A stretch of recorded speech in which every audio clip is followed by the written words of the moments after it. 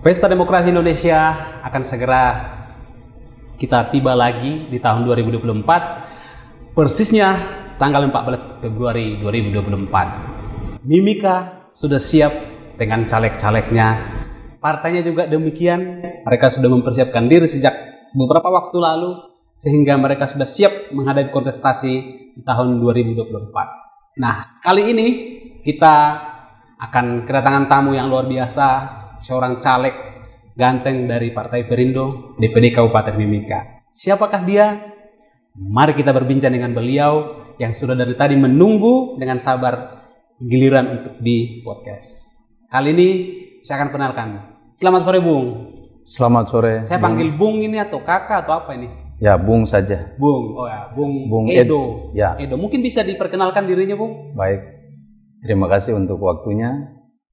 Nama saya Eduardus Rahwadan.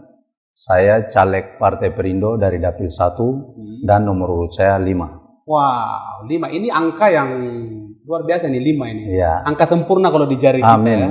Betul ya? Ya. Dapil 1. Oh ya, saya panggil apa nih? Om Edo ya, Pak? Bung Edo ya? Bung saja. Bung Edo, kakak Bu Edo. Ya. Kalau kita berbicara Dapil 1 nih, tentu tapi sebelum ke situ saya mau tanya dulu nih. Kenapa sih kok mau jadi caleg gitu ya? Apakah hanya mau ikut rame-rame saja atau hanya sekedar ya biar dikira orang itu ikut partai keren gitu. Nah, Bu Edo sendiri kenapa sampai bisa menjadi caleg? Baik, jadi saya punya motivasi sendiri untuk saya jadi seorang politisi. Wah. Kalau caleg ini kan setiap 5 tahun. Ya. Kalau politisi itu saya harus belajar tentang ilmu politik. Betul, saya setuju. Nah, karena saya di organisasi muda di Timika seperti KNP, terus organisasi muda suku saya, komunitas pemuda KEI, sehingga saya lebih dekat dengan masyarakat dan pemuda. Oke. Nah, dari situ saya mulai merasa bahwa namanya seorang politisi itu dia berkembangnya, namanya memang melejit ke atas, tapi dia harus lebih mengenal situasi yang ada di lapangan. Sehingga itu membuat saya harus memutuskan untuk maju jadi seorang caleg yang bertarung setiap 5 tahun. Oke. Nah, itu pertama. Yang kedua, saya salah satu kader perintis Partai Perindo di Kabupaten Mimika. Oh ya? Perindo ada di Kabupaten Mimika 2017, kami sudah ada. Dengan dalam, ya senior-senior kita yang sekarang yang lain sudah istirahat. Mereka sudah tidak ikut kontestasi lagi. Ya. Seperti itu. Oke. Ini kan kalau kita lihat ya dari sisi usia mungkin ya, apakah Bu Edo ini mewakili Gen Z mungkin? Seperti yang sekarang kaum milenial gitu. Ya, kalau bagian itu saya pikir saya mewakili semua. Karena ya? Saya ada di generasi 80-an ke sini. 80-an ke ya, atas ya. Saya kenal masa di mana orang belum kenal dunia teknologi digital. Saya juga ada di sana. Kemudian hari ini saya kenal yang namanya dunia digitalisasi. Sehingga saya ada di 2 generasi ini. Betul. Kayaknya sama kita ya. Iya, benar. Ada di generasi 80 ke atas gitu ya. Jadi antara yang digital ke digital gitu bisa dinikmati. Beruntunglah kita jadi orang yang ada di era itu ya, Bu ya, Bu Edo ya. Ya, jadi ini kita masuk lebih jauh lagi. Ini kan berbicara soal caleg ini kan tadi Anda bilang, Bu Edo bilang sudah menjadi seorang politisi dimulai dari organisasi yang lebih katakanlah bukan non partai, kemudian masuk ke organisasi sosial. Nah, kemudian apa sih yang ingin diperjuangkan oleh Bu Edo sendiri sehingga mau capek-capek, ini kan capek jadi caleg ini, ke sana lah, sosialisasi lah. Nah, apa sih yang memotivasi hal yang paling besar gitu? Baik, jadi ya saya mau jadi politisi, saya tentunya punya visi dan misi. Betul, itu harus ada. Ya, kalau saya mau jadi caleg untuk memperjuangkan hak masyarakat, kemudian saya tidak punya visi misi. Ini juga tidak lucu ya? Ya, tidak connect. Sehingga tidak connect, betul. Kalau visi misi saya itu khusus untuk di Dapil 1. Visi saya bersama semua pihak membangun Kabupaten Mimika dan lebih khusus Dapil 1. Misi saya bersama legislatif, eksekutif, yudikatif, membangun Kabupaten Mimika dan Dapil 1 ini ke depan untuk dia lebih maju. Saya harus tepuk tangan nih buat Bu Edo Terima nih. kasih. Visinya luar biasa.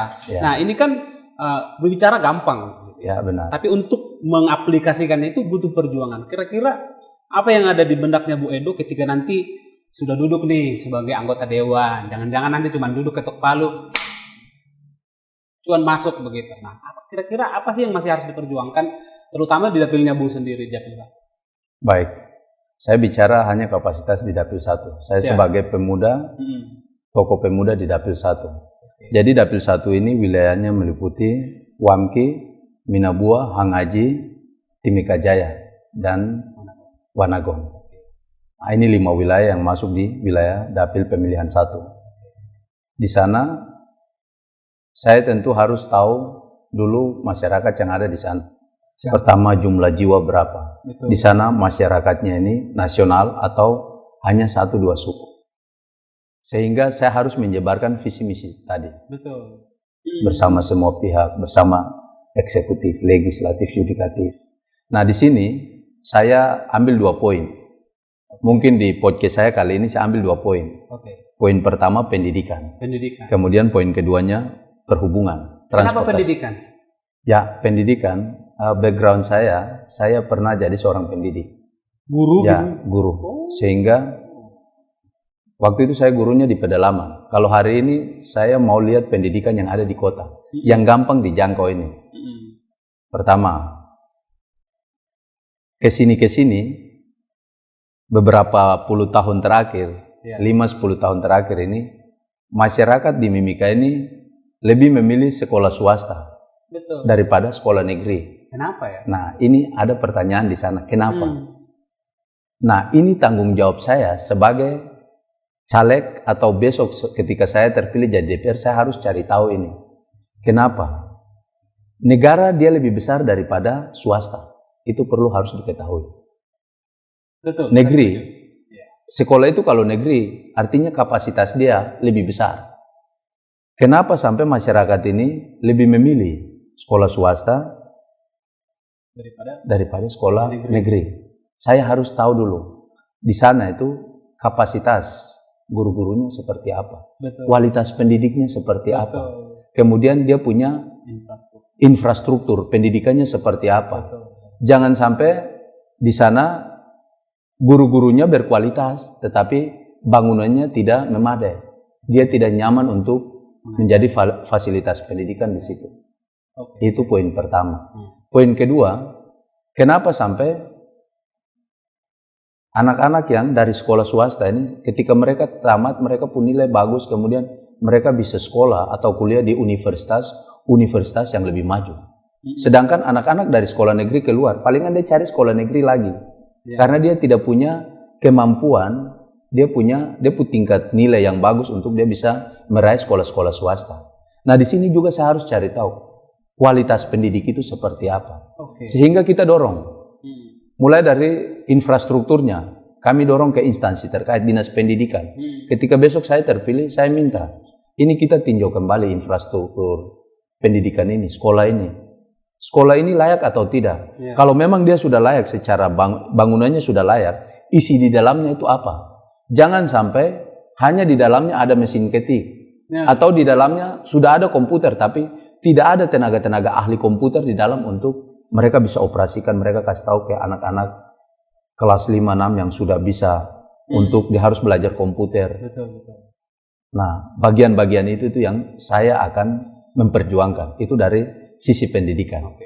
Ada jabaran-jabaran, banyak jabaran, tetapi saya batasi ke situ dulu. Oke. Yang kedua, Yang kedua, perhubungan. perhubungan. Ada apa dengan perhubungan? Ya, perhubungan ini kalau kita ke Jakarta sana, hari ini kita lihat ada Gojek, taksi itu taksi online dan lain-lain. Iya. Di Timika, kelihatannya sudah terlalu maju, tetapi sebenarnya kita ketinggalan. Lalu pemerintah melupakan pelayanan transportasi publik, transportasi umum itu ditinggalkan, hilang. Betul. Nah, ini yang ada satu kekeliruan di sini, sehingga saya sebagai caleg dari Partai Perindo, ketika saya terpilih jadi DPR, saya harus genjot ini. program transportasi darat ini. Saya harus berkoordinasi kerjasama dengan Dinas Perhubungan, instansi terkait. Bila perlu, kalau tidak bisa, saya harus pergi ke kementerian. Saya harus pertanyakan, perjuangkan ini. Masyarakat, saya hitung masyarakat menengah ke bawah. Pasca pemindahan pasar swadaya masyarakat yang di pasar lama, gorong-gorong, semua dipindahkan ke pasar sentral. Pasar baru di Jalan Hasanuddin Irigasi sana. Semua orang mulai melakukan aktivitas ekonomi, jual beli di sana. Hari ini orang di dapil 1, dapil saya ini, mereka ke sana harus mereka menguras, mereka punya isi dompet. Ojek dari dapil 1, Wamki, Hangaji SP2 ke Pasar Baru itu bisa sampai 20.000 per satu kali jalan. Ya. Nah, di sini temuan saya. Ketika besok saya terpilih, bagaimana caranya untuk transportasi umum ini, bis-bis ini harus kembali, angkut umum ini harus kembali diaktifkan.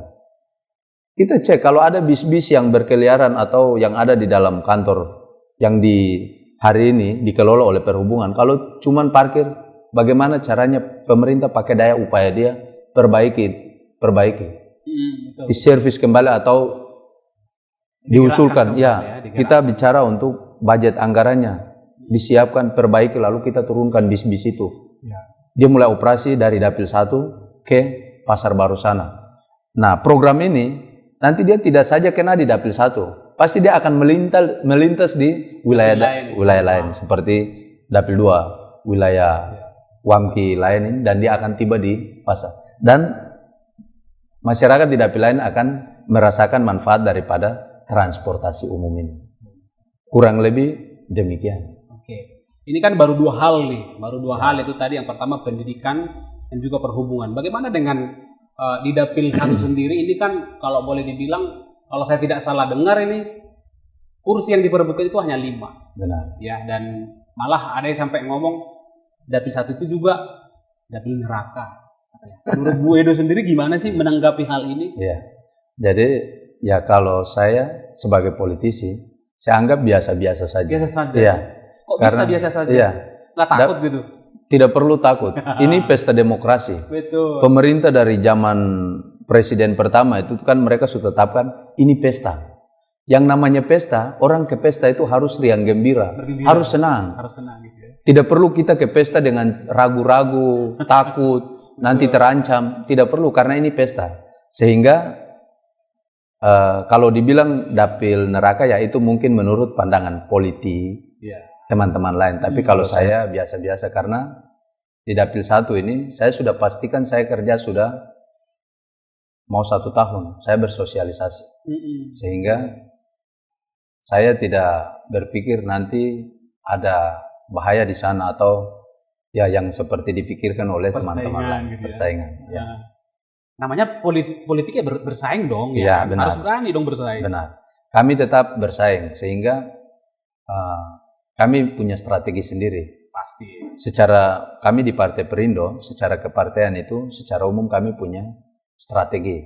Sedangkan untuk saya sendiri sebagai caleg juga, saya juga punya strategi bersama tim-tim saya.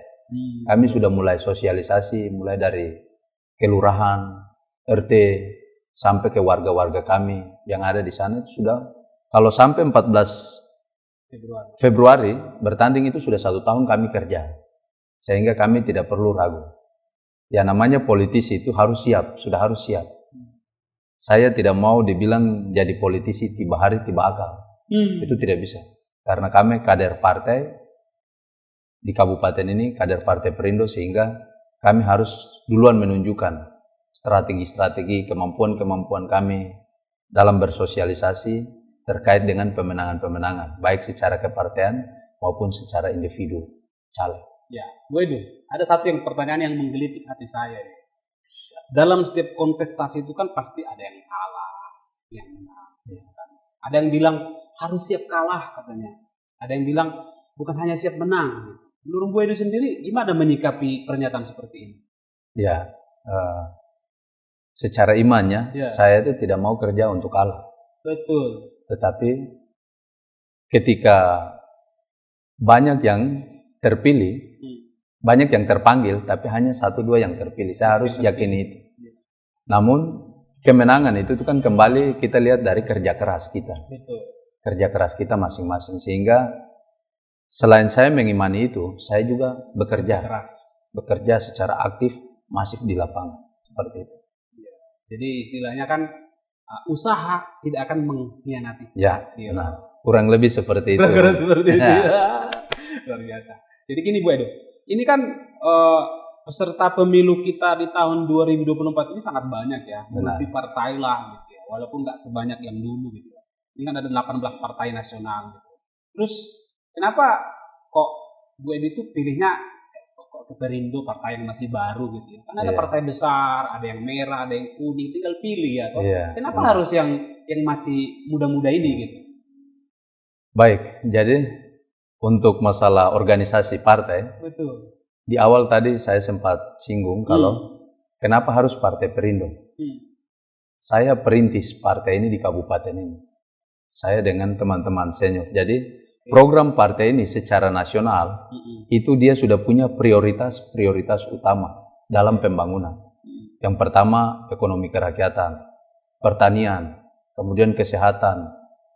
Kemudian ada program-program lain yang memang Ketua Umum kami, Pak Haritano Sudibjo itu, dia memaksa kami untuk jadi politisi itu jangan berjanji di awal, tetapi kau harus berbuat sesuatu. Betul. Harus buat bukti. Misalnya saya bicara tentang pendidikan. Prihatinmu tentang pendidikan itu apa? Harus tunjukkan dulu. Nah, seperti itu. Sehingga kita dorong. Beberapa tahun kemarin saya sedikit sorot juga tentang pendidikan di Timika. Masalah guru honor, guru PNS, minta maaf guru PNS yang ada di sekolah swasta kemudian ditarik kembali ke negeri. Saya sempat juga berbicara tentang hal itu di media. Saya bilang tidak bisa. Pendidikan itu ada di negara ini, lembaga pendidikan apapun di sini pemerintah wajib untuk mendukung, mensupport untuk pendidikan itu melindungi, menjaga. Karena pendidikan itu semata-mata untuk anak bangsa. Seperti itu. Itu dari sisi saya melihat pendidikan sebelum saya jadi DPR. Kemudian perhubungan juga begitu. Saya juga beberapa waktu saya sorot tentang situasi di jalan, trotoar-trotoar yang dibangun. Saya pernah punya berita terkait dengan trotoar. Trotoar ini kan dibangun untuk tempat orang jalan, bukan tempat mobil. Betul, parkir. Ya, bukan tempat parkir. Betul. Kalaupun tempat lewat, itu lewat sementara karena mungkin di situ ada tempat penyeberangan antara jalan umum ke rumah pribadi atau perkantoran. Jadi terbalik ya? Tapi terbalik, ada orang yang karena belum sadar akan hal perhubungan ini, hal jalan ini, fasilitas umum, penggunaan fasilitas umum. Jadi dia pikir trotoar ini atau tempat disiapkan untuk pejalan kaki ini juga sama dengan jalan aspal. Sehingga dia juga naik parkir mobil di situ. Nah, berapa kali saya sorot juga. Kemudian satu hal lagi itu, jalan itu dibuat untuk kenyamanan masyarakat, bukan kenyamanan kendaraan. Artinya begini, jalan raya itu dibuat untuk orang nyaman berkendara. Itu sudah sesuai peruntukan. Nah, sehingga jangan sampai jalan-jalan itu semua sudah tidak rindang. Orang tebang semua pohon-pohon di jalan-jalan, habis. Lalu kemudian seperti kita jalan di padang rumput, di padang pasir, padang gurun. Coba ya pemerintah daerah tinggal lihat Kuala Kencana kan. Kuala Kencana itu dia punya konstruksi, pembangunan infrastrukturnya itu sangat luar biasa. Kelihatan rumahnya itu biasa-biasa, bangunan kantor, rumah itu biasa-biasa, tetapi lingkungan yang ada di situ itu sangat membuat orang sangat alami dan orang senang di sana. Masyarakat Mimika kan jadikan Kuala Kencana tempat pariwisata, mereka berjalan ke sana. Nah, saya pikir pemerintah membangunnya dari situ. Jadi Haritano itu, beliau ketua umum partai Perindo, itu memaksa kami untuk jangan kau berjanji. Anda tidak boleh berjanji, tetapi Anda harus buat sesuatu.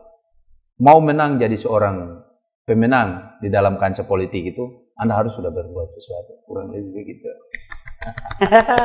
Semakin menarik nih, menarik. Bu Edo, ini kan memang menjadi seorang politisi itu kan tidak bisa karbitan. Kemarin tiba-tiba sudah jadi caleg, habis itu hilang lagi. Itu kan namanya nggak konsisten. Benar. Seorang Edo sendiri sudah menunjukkan konsistensinya sejak 2017. Nah, ini diuji nih tanggal 14 Februari ini.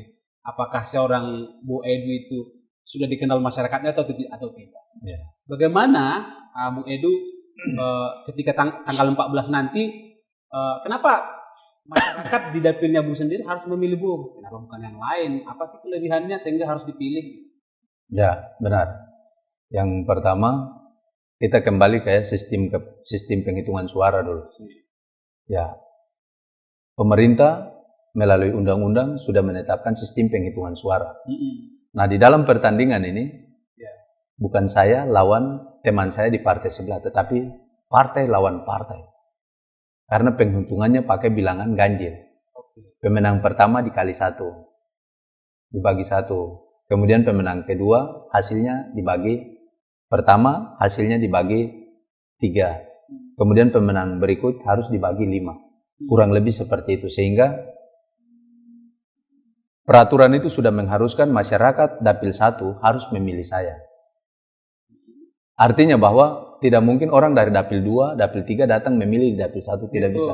Itu pasti melanggar peraturan PKPU yang sudah ada di sana. Sehingga disinilah pemerintah membuat pembagian dapil supaya